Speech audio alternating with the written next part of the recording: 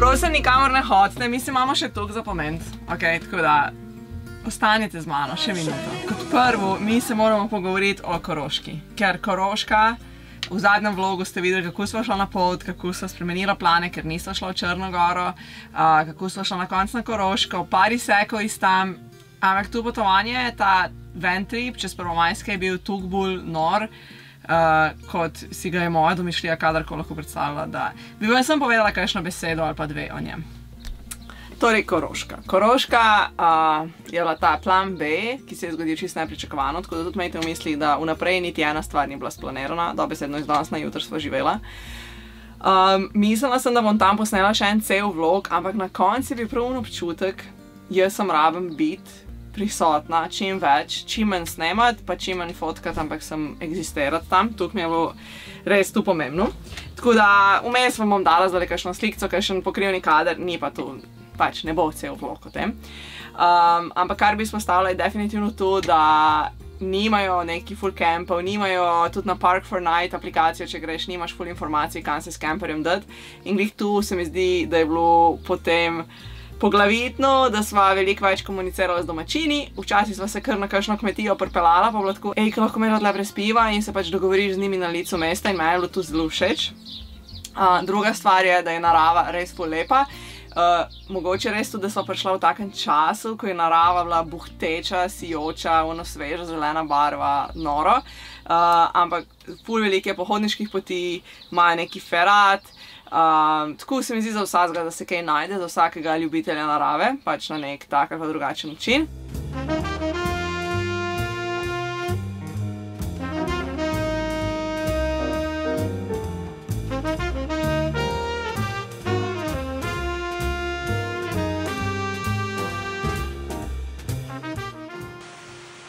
Wow!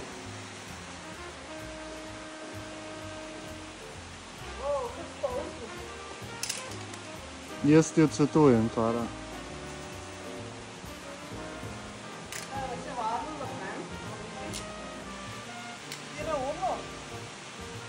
Ja, zdi se.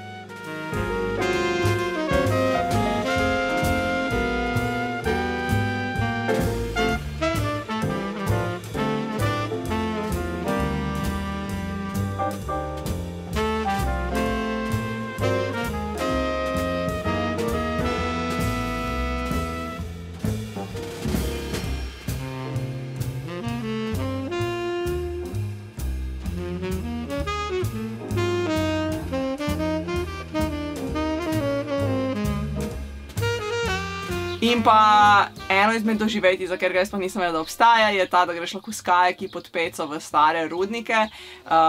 Tu sem jaz slučajno videla na nekem oglasnem panoju in sem googlala in sem tako čakala, s kajaki greš kar not v rove. Dala bi se en tak opozorilu, za ker ga bi si jaz želela, da bi mene kdo opozoril. Namreč sem kar precej klaustrofobična in pri meni lahko klaustrofobija, sicer pač nisem klaustrofobična v dvigalih, nisem. Pri meni mora biti to res zelo, zelo majhen pa zaprt prostor, da sprožiš potem panični napad. In jaz sem bila na robu tega, da pač doživim panični napad. Namreč, ko greš v rove, te napokajo take mini vagončke in ti vagončki so takole sediš, čisi stisnjen, 4 ljudje, takole, en nasprot drugega.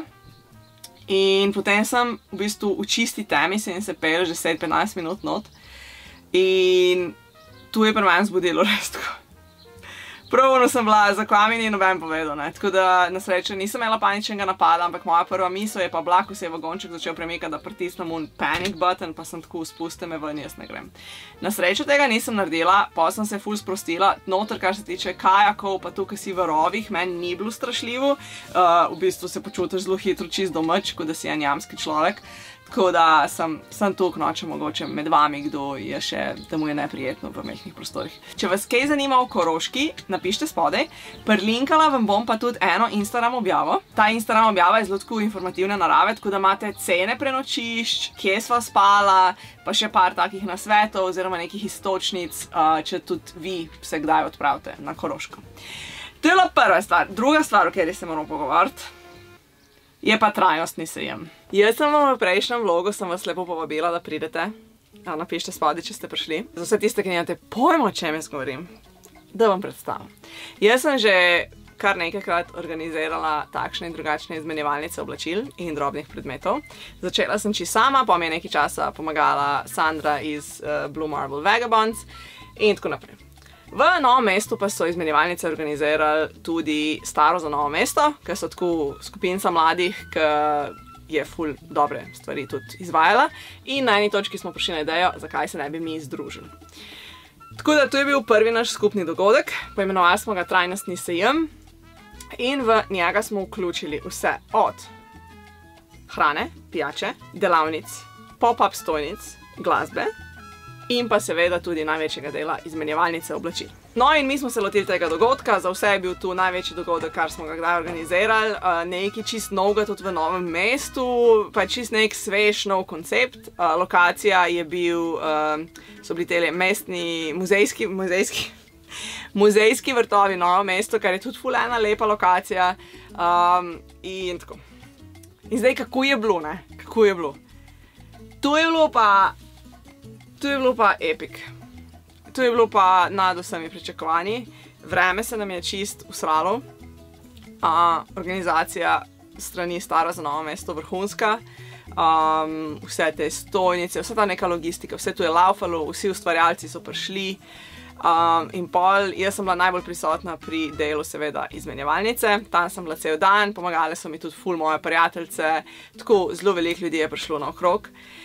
In nisem pričakovala, da na eni točki bom pogledala gor in bo tako ljudje povsod. To je bilo pa, mislim, res tako presenečenje zame, tako odziv, pa tudi taka potrditev, da taki dogodki so nujno potrebni, da amazing.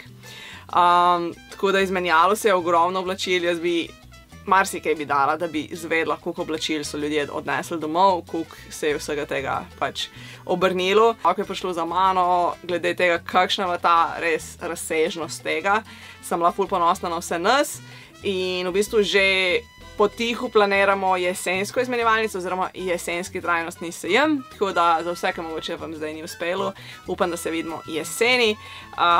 In ja, to je bila zdaj res ena taka ogromna stvar zame. Pozor, pozor, vabim te pa na še en kulinarični dogodek, katerega bom jaz pomagala voditi. Pridite lačni, pridite dobre vole, vreme bo in se vidimo v Mirni peči v četrtek. No, pa tretja največja stvar trenutno je pa seveda, da smo nazaj v renovaciji stanovanja. Za serijo smo začela že 2 meseca pol nazaj. Kar veliko je bilo narejenega, si lahko pogledate, tle vam bom prilinkala to celo playlisto, ampak danes bi vam pa pokazala, s čim se Klemen trenutno ukvarja.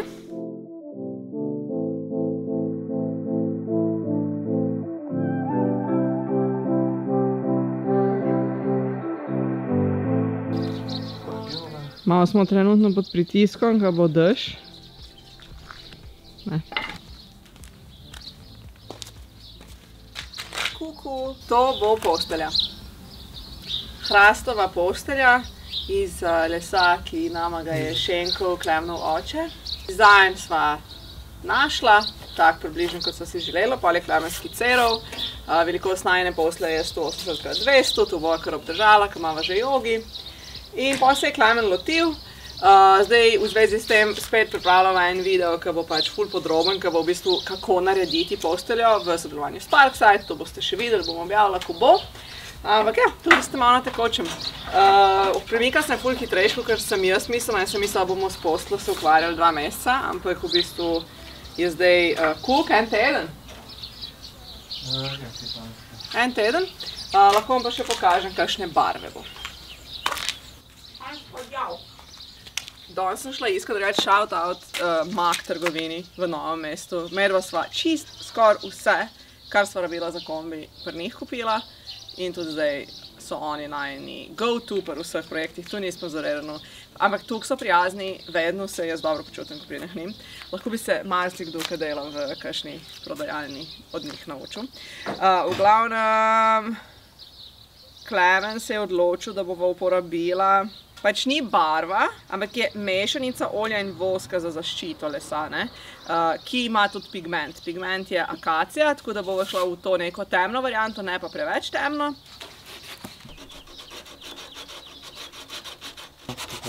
Tako da se je ful vse pokrilo. Sva pa za dizajn tudi tukaj seveda zaobljene oblike zbrala, pač res se mi zdi, da te zaobljene oblike pač vibajo najma, kaj ne rečem. So retro and nice. Pokazati bomo šla še, danes sem prevzela ploščice. Ja, mogoče še Klemna vprašamo, kako se počuti? Kako se počutiš? Zelo dobro. Tale sem v enem vogalu in delam. Preden. Delam. Ja, kako je naš preden.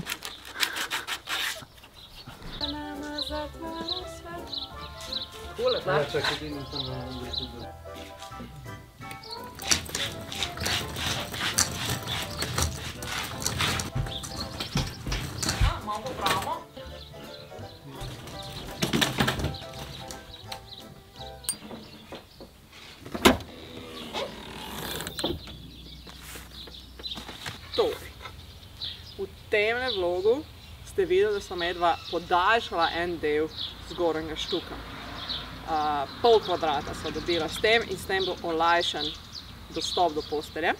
In ti zdaj je bil najprej prvotno mišljen, da bova dala pač parket, tukaj je parket okrog, ampak kako boš zdaj dobil parket, ki bo enako izgledal, težko. In pa sem bila tako, kaj če gremo v drugo smer, damo nekaj, kaj je čist drugače. In sva začela zbirati ploščice. Šla sva v ful enih salonov, šla sva stvar, in na koncu upam, da bom probala Ahikar, v Novem mestu, so nama vletele nad všeč. Tako da v bistvu zdaj bo tisti del s ploščicami in to je še ena taka malenkost, ker se ful veselim, da ko bo narejeno, pač to bo in vse. Pa še ta nova posla. Tu pač noro.